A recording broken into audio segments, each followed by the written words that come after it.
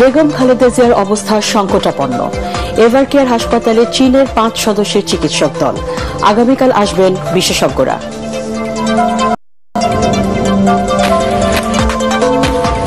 তারেক রহমানের দেশে ফিরতে বাধা থাকলে সব ধরনের সহায়তা দেওয়া হবে, জানালেন আইন উপদেষ্টা।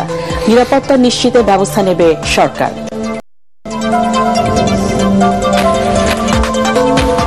প্লট জালিয়াতির মামলায় শেখ হাসিনার 5, রেহানার 7 ও টিউলিপের 2 বছরের কারাদণ্ড।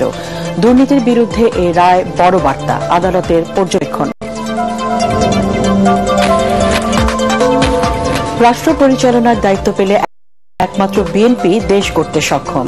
রেজা কিবরিয়ার যোগদান অনুষ্ঠানে দলটির মহাসচিব মির্জা ফখরুল।